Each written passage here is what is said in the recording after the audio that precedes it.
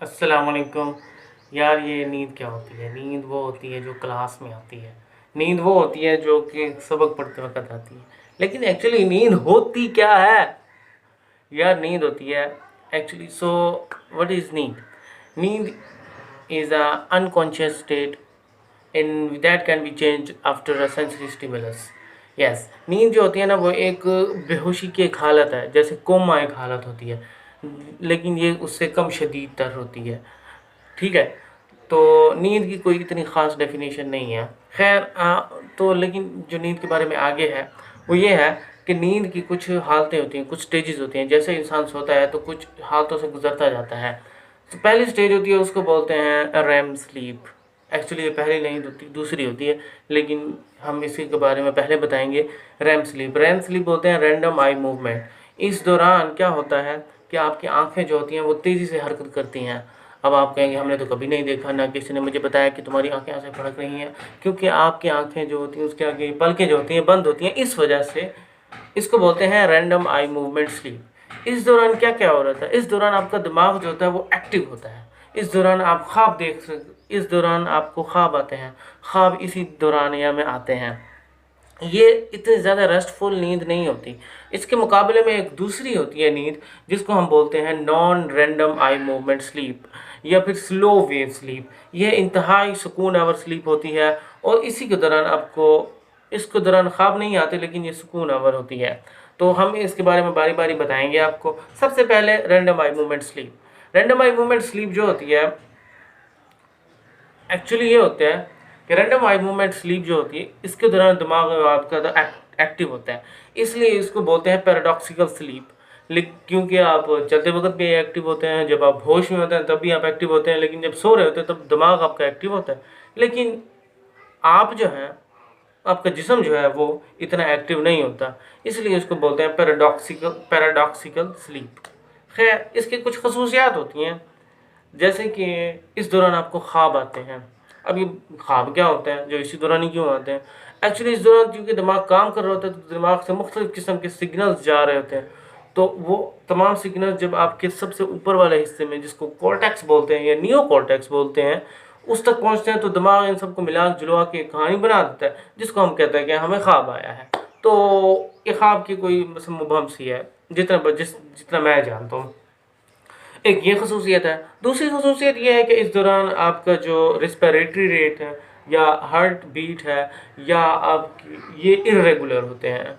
ठीक है। और मसल टोन जो होती है, यानी कि आपका जिस्म जो है वो कम हरकत करता है, लेकिन कभी कभी हरकत करता भी है। जैसे कि कुछ लोग रात को टांगे मारते हैं, तो शायद वो इसी नींद के दौरान ही टांगे मारते हैं। इसकी एक ये खसूसियत हो गई। ब्लड प्रेशर भी इस दौरान लो हो जाता है, और इस दौरान आपका दिमाग जो है वो उसको आपको जगाना बहुत मुश्किल होता है। हालांकि आपका दिमाग एक्टिव होता है, लेकिन फिर भी आपको जगाना मुश्किल होता है, क्योंकि आपका दिमाग जो होता है वो सेंसरी गेट्स जो होते हैं वो बंद कर देता है। यानी कि वो कहता है कि मैं काम कर रहा हूँ तो मुझे कोई डिस्टर्ब मत करे। ठीक है। तो इस दौरान आप, तो एक ये होगी रैम स्लीप। इसके मुकाबले में इस वजह से ये ज़्यादा सुकून आवर नहीं होती। और दूसरी स्लीप होती है, उसको बोलते हैं नॉन रैम स्लीप, यानी स्लो वेव स्लीप। उसमें क्या होता है? एक्चुअली इसको स्लो वेव इसलिए बोलते हैं क्योंकि इसके दौरान जो दिमाग जो है ना वो ब्रेन वेव्स खारिज करता है, जिनकी फ्रीक्वेंसी बहुत लो होती है। इस वजह से इसको बोलते हैं नॉन रैम स्लीप। ये तब आती है जब बंदा इंतहाई थक हारा होता है और आके धड़ाम से गिरता है, और फिर सुकून से सो जाता है और ताज़ा होकर उठता है। इसको इंतहाई गहरी नींद बोलते हैं। इसको बोलते हैं स्लो वेव स्लीप। इसकी भी कुछ खसूसियात हैं, जैसे कि इसमें आपको ख्वाब नहीं आते, लेकिन इसमें आपको कभी कभी डरावने ख्वाब आते हैं। और अच्छी बात यह है कि वो याद भी नहीं रहते, क्योंकि इस दौरान जो होता है ना वो कंसोलिडेशन नहीं होती। इस वजह से जो ख्वाब आप इस नींद के दौरान देखें वो आपको याद भी नहीं रहते। एक ये हो गई। और दूसरी हो गई इसकी खसूसियत, इसमें भी ब्लड प्रेशर लो हो जाता है। इवन 10 to 30% आपके रिस्पिरेटरी रेट और हार्ट बीट लो हो जाते हैं। बॉडी मेटाबॉलिज्म और बीएमआर, जिसे हम बेसल मेटाबॉलिक रेट बोलते हैं, वो कम हो जाता है। यानी कि आपका जिस्म जो होता है ना वो कम एनर्जी लगाता है। खैर, ये हो गई ये। अब ये नॉन रैम कब होती है और रैम कब होती है, अब ये सवाल उठता है। तो एक्चुअली बात ये है कि जैसे हम सोते हैं तो कुछ सोने के कुछ पहले घंटों में ना नॉन रैम ज़्यादा होता है। फिर बाद में रैम आ जाता है, फिर नॉन रैम, फिर रैम, फिर नॉन रैम, फिर रैम। तकरीबन 90 मिनट का एक साइकिल होता है, जिस दौरान ये एक मरतबा अल्टरनेट करता है, और वक्त के साथ साथ जो होता है रैम का ड्यूरेशन बढ़ता जाता है। इस वजह से जो जो आपकी नींद ज़्यादा बढ़ती जाती है, आपकी मतलब डिस्ट्रेसफुल नींद का जो ड्यूरेशन होता है, यानी कि जो नो रैम स्लीप होती है, वो बढ़ती जाती है। इस वजह से अब जो इंसान 8 घंटे सोना पसंद करता है, अगर वो 12 घंटे सोए तो वो इतना ज़्यादा एक्टिव नहीं होगा जितना वो 8 घंटे सोने के बाद, क्योंकि रैम स्लीप जो है वो दिमाग को, मैंने बताया कि वो क्योंकि वो इतनी ज़्यादा सुकून वो नहीं होती, और उसका क्योंकि ड्यूरेशन बढ़ता जाता है इस वजह से। खैर, ये तो थी रैम स्लीप और नॉन रैम स्लीप का दौरानिया। अब हम कुछ बात करते हैं कि ये जो स्लीप होती है ये होती क्यों है। तो इसकी दो थ्योरीज हैं। पहली ये है कि एक थ्योरी ऑफ फटीग जो कि पुरानी है, कि इंसान जो है वो काम कर कर करके थक जाता है, उसकी बॉडी में वेस्ट जमा हो जाता है, जिसको बोलते हैं मेटाबॉलिक वेस्ट। मतलब कि जो कि इंसान दिमाग काम कर कर कर कर के जो न्यूरोनल वेस्ट होता है, और वो सोते वक्त उसी की वजह से नींद आती है, सोते वक्त वो साफ़ हो जाता है। एक दूसरी थ्योरी है जो कि अर्लियर है, जो कि इससे मतलब जदीद है और अभी इतनी वो है, इससे बिल्कुल मुख्तलिफ है। वो ये कहती है कि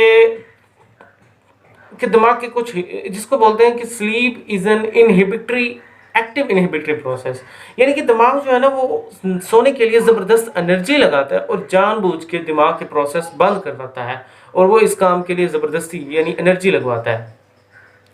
ऐसा हमें इसलिए पता चला क्योंकि हमने जो देखा कि दिमाग के, जब हम मिड पोंटाइन को, दिमाग के सबसे नीचे हिस्से में एक मेडुला होता है, उसके ऊपर पॉन्स होते हैं, और उसके ऊपर जो होता है ना वो आपका दिमाग होता है। जो दरमियान वाला होता है ना पॉन्स, इसका अगर हमने काट दिया तो लोग कई दिनों तक नहीं सो सके, मतलब जानवर कई दिनों तक नहीं सो सके जिन पे एक्सपेरिमेंट किया गया। तो इस हालांकि वो थके तो हुए थे, इवन कि वो मर भी गए ना सोने की वजह से, क्योंकि उनको नींद तो आ नहीं थी। खैर, तो हमें पता चल, अब हम यहाँ से अगला सवाल होता है कि दिमाग के कौन सा हिस्सा है जहाँ पे दिमाग नींद करवाता है। तो बात यह है कि दिमाग के 3 हिस्से हैं इम्पोर्टेंट। सबसे इम्पोर्टेंट हिस्सा है जिसको बोलते हैं रेफे न्यूक्लियस। रेफे न्यूक्लियस, जैसे रेफे का तो मतलब होता है एक थिन शीट, और ये होती है एक थिन शीट ऑफ न्यूरॉन्स जो कि पाई जाती है पॉन्स में, जो कि मैंने बता दिया दरमियान में होता है, मेडुला सबसे नीचे होता है, सबसे नीचे मेडुला में और लोअर पॉन्स में, ठीक है। यहाँ पर होती हैं थिन शीट ऑफ न्यूरॉन्स। अब ये क्या करती हैं, ये ना पूरे दिमाग में फैली होती हैं, मतलब सब्सटेंस सीक्रेट करती हैं जिसको बोलते हैं सीरोटोनिन, और इस वजह से सीरोटोनिन जो होता है ये नींद में इंपॉर्टेंट रोल करता है। और दूसरा है जिसको बोलते हैं थैलेमस। थैलेमस में डिफ्यूज न्यूक्लियस होता है, और इसके अलावा हाइपोथैलेमस में सुप्राकियास्मेटिकल न्यूक्लियस भी नींद में इंपॉर्टेंट रोल प्ले करते हैं। एक मजे की बात बताऊं कि जो लोग, ये हमें देखा गया कि जो लोग कई दिनों तक नहीं सोते, उनके ब्लड और सीएसएफ में एक ऐसा सब्सटेंस पाया गया है जो कि अगर हम उसे इंजेक्ट करके किसी और जिस्म में लगाएं तो उस इंसान को फौरन नींद आ जाती है और वो कई घंटों तक सोता रहता है। इनमें से एक सब्सटेंस को मोरामाइल पेप्टाइड बोलते हैं। ये सबसे ज़्यादा देखा गया है। इसका 1/3 हिस्सा भी अगर दिमाग में लगा दें तो फ़ौरन बंदा सो जाता है और कई घंटों तक सोता रहता है। एक दूसरा सब्सटेंस है जिसको बोलते हैं नॉन ए पेप्टाइड, और एक तीसरा सब्सटेंस है जिसके बारे में ज़्यादा इंफॉर्मेशन नहीं मिली, उसके बारे में भी रिसर्च जारी होगी। ये तो हो गई, ये सारे हैं स्लीप प्रमोटिंग सब्सटेंस। अब एक और सवाल यहाँ पे मैं उठाना चाहूँगा कि जो रैम स्लीप होता है इसकी वजह क्या होती है। रैम स्लीप की वजह ये होती है कि मतलब दिमाग क्यों काम करता है सोते वक्त। एक्चुअली जब हम जाग रहे होते हैं तो एसिटाइलकोलिन जो होता है एक केमिकल है जो कि एक न्यूरॉन को दूसरे न्यूरॉन के दौरान काम करने में मदद करता है।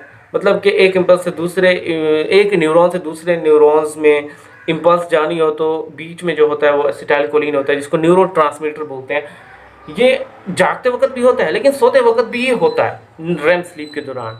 और लेकिन ये सोते वक्त इतना कम रिलीज होता है कि दिमाग काम तो कर सके लेकिन आपका जिस्म हरकत ना कर सके।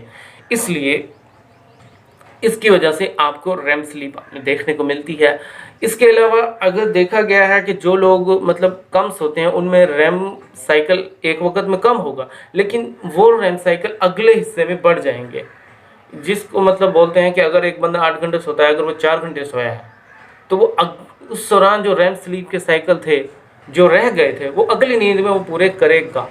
इसको बोलते हैं रैम बाउंड, यानी कि रैम अबाउंड यानी पलट के आना, रिबाउंड सॉरी रैम रिबाउंड यानी पलट के आना।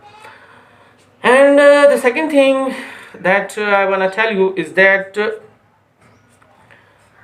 कि अब हमें पता चला है, तो इससे हमें क्या फ़ायदा होगा? इससे हमें ये फ़ायदा होगा कि नींद के जो कुछ दौरानिया होता है ना, जो पिछला पिछला वाला दौरानिया होता है जिसमें सबसे गहरी नींद आती है, वो सबसे सुकूनावर होता है। जो जो नींद का दौरानिया बढ़ता जाता है, नींद आप कह रहे हैं कि कम गहरी होती जाती है और कम सुकूनावर होती जाती है। इसलिए कम नींद अच्छी होती है, लेकिन इतनी कम भी नहीं, बिल्कुल कम नींद भी अच्छी नहीं होती, एक हद तक बहुत ज़्यादा नींद भी अच्छी नहीं होती। ओके, और एक और मज़े की बात बतानी है। एक कंपाउंड होता है जिसको बोलते हैं ओरेक्सिन। ओरेक्सिन का देखा गया कि एक हाइपोथैलेमस है, दिमाग का एक हिस्सा, वहाँ पे न्यूरॉन्स पाए जाते हैं और वो सीक्रेट करते हैं ओरेक्सिन। अभी ओरेक्सिन पूरे दिमाग पे जाके एक्ट करता है। अब ये दिन के दौरान बहुत एक्टिव होता है, लेकिन जब रात के दौरान ये कम निकलना शुरू हो जाता है, बहुत कम निकलता है। तो इससे हमें पता चला कि ओरेक्सिन का ना जगाने में शायद आपका बहुत रोल है। मेरे ख्याल है वीडियो काफ़ी लंबी हो रही है। इसके अलावा मैं एक और वीडियो बनाऊंगा जिसमें मैं बताऊंगा कि नींद के काम क्या हैं और जो लोग नींद नहीं करते उनको क्या क्या नुकसान होने का ख़तरा है। अगर आपको वीडियो अच्छी लगी है तो प्लीज़ इसे लाइक करें और इंशाल्लाह मुझे बताएं अगर इसमें कोई गलती है तो। Okay, thanks for watching.